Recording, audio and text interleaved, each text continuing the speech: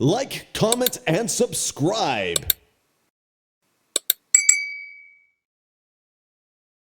Hello everyone, आज हम class 11th की बुक हॉर्नबिल की पोएम नंबर 3 जिसका हेडिंग है the voice of the rain और इसके राइटर या पोएट है वॉल्टर विटमैन।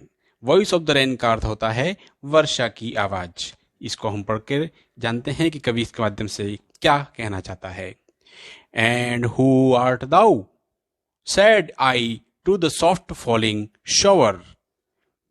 कवि कह रहा है और तुम कौन हो, मैंने बहुत ही कोमलतापूर्वक गिरती हुई बौछारों से पूछा। Which strange to tell gave me an answer. यह कहते हुए बड़ा अजीब है कि उसने मुझे उत्तर दिया। एज हियर ट्रांसलेटेड, और जिसे यहाँ पर अनुवाद किया गया है। I am the poem of earth sad the voice of the rain. यहाँ पर जो रेन है वह कह रही है कि आई एम द पोयम, मैं कविता हूं। किसकी? वर्षा की आवाज ने कहा। Said the voice of the rain eternal I rise impalpable out of the land and bottomless sea. वो कह रही है कि मैं जो वर्षा हूं क्या करती हूं, अनंत काल से निरंतर जमीन में और अथाह समुद्र से जन्म लेती हूं। Upward to heaven whence vaguely formed, altogether changed, and yet the same।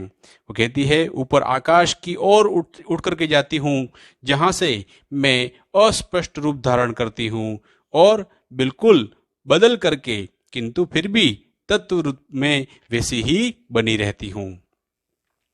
I descend to leave the drought atomies, dust layers of the globe, and all that in them without me were seeds only, latent, up, unborn, and forever, by day and night, I give back life to my own origin and make pure and beautify it। यहाँ पर कवि के माध्यम से वर्षा कह रही है कि सूखे स्थानों पर, सूक्ष्म कणों के अंदर, जमीन पर धूल की तहों को और उन सबको जो इनमें मेरे बिना केवल बीज मात्र ही होते, निष्क्रिय, अप्रकट, अजन्मे, मैं स्नान कराने हेतु आसमान से नीचे आती हूँ तथा हमेशा ही, चाहे दिन हो रात हो, मैं अपने ही जन्म स्थान को जीवन लौटाती हूँ और इसे शुद्ध व सुंदर बनाती हूँ।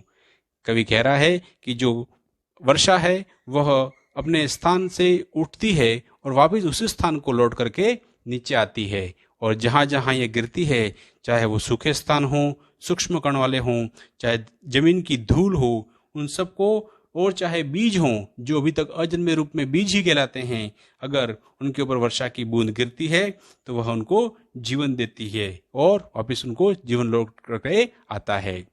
For song issuing from its birthplace after fulfillment, wandering, record or unrecord, duly with love returns। यहाँ पर कवि कह रहा है क्योंकि एक गीत गाने वाला जो पक्षी होता है या गीत जो होता है अपने जन्म स्थान से बाहर आता है और तृप्ति करने के बाद, चाहे उसे सुना गया हो अथवा नहीं सुना गया हो, वापिस अपने जन्म स्थान को लौट जाता है।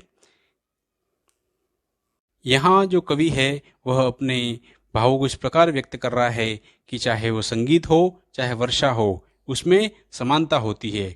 जिस प्रकार जो एक गीत होता है वह संगीत के कवि से हृदय से उठता है, और इस प्रकार वर्षा जो होती है वह जमीन और समुद्र से जन्म लेती है। पुनः जब कवि अपना गीत गा चुकता है या गीत उसके हृदय में वापस बस जाता है, इसी प्रकार वर्षा जब आकाश से जमीन पर गिरती है और इसी में समा जाती है जो इसकी जन्मभूमि है।